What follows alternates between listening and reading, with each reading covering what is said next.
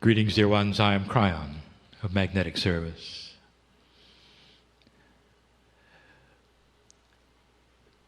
Again, this is an opening introduction to many of you of the energy of channeling.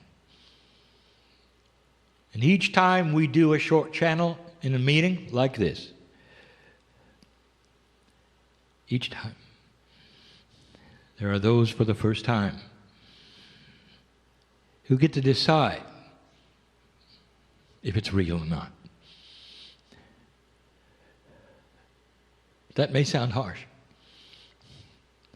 But dear human being, you are working with innate filters of consciousness. This is not a normal communication that you are used to. The idea that a human being would have the ability to open a channel, literally, to the higher self and beyond, a portal to creative source so easily, and bring in information that is succinct and that flows normally in your language, would not be something you would necessarily expect or believe in. And so again I say what we have said so many times before. There will never be proof that it's real. And there cannot be.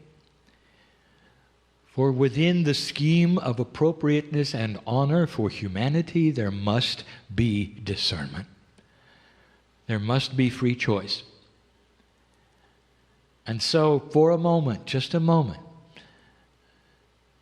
we would ask you for fairness. Sit back and discern what I'm going to say. Every single one of you is bigger than you think. If you could define soul, none of you would define it appropriately. You have no idea how big you are. In the smallness of the corporeal human body, you exist on a day-by-day journey. And in the body, you only carry a fraction of your soul. If your soul would be to expand to its greatest potential, you would vanish in a ball of light. You would not be able to hold the magnificence of who you are. The peace of God in you, appropriately, is a part of the Creator, and it's as much as you can hold with the efficiency of the DNA at the rate that it is now.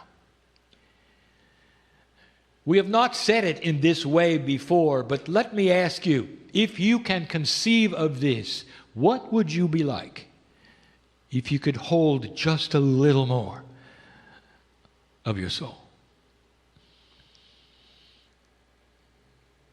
If you were a container and you're at 30% right now, perhaps, or a little more, that your soul is in that container, and yet the container, it's possible to hold 90. What would happen to you, and how would you be if you filled it up just a little more? And if you did, and you had more of God in you, what would it be like? How would it affect you, your family, humanity in general, if they had the same thing?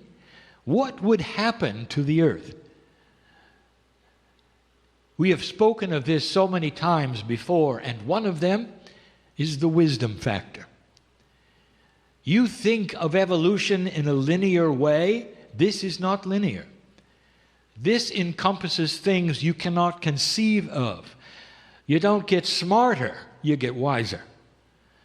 There is a revelation of quantum energies around you. Your science begins to reveal things that you could not think about before. In the wisdom that you carry, new scenarios of country to country start to accumulate.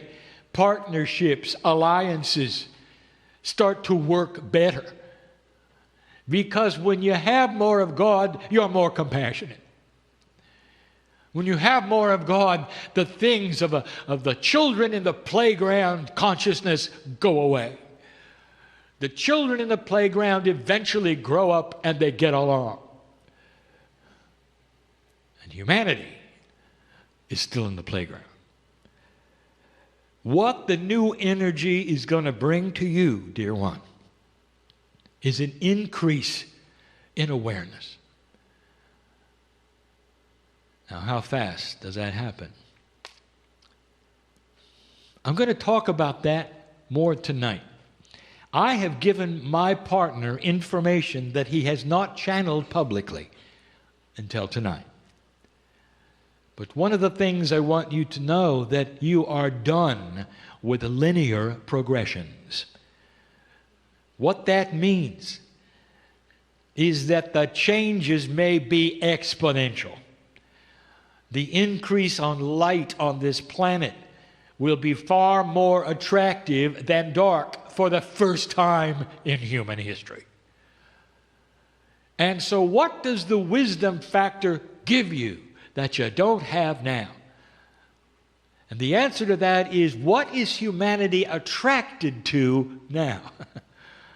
And you can see it on your news.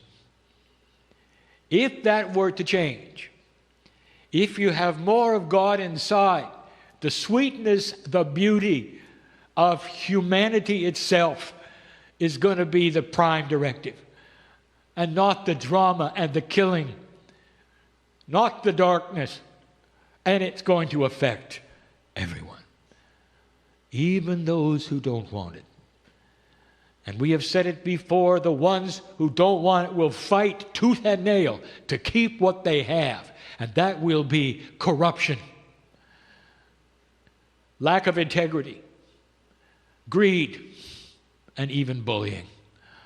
Playground consciousness is going to stick out as an inappropriate behavior on the planet. And it's going to happen in your society and in others. It's going to happen in business, in families, in the way you treat one another. Let me ask you, dear gentle one who sits here, who do you want to be with? Somebody who spins in drama and that you have to take care of all the time? Or somebody who is easy to be with and listens and loves?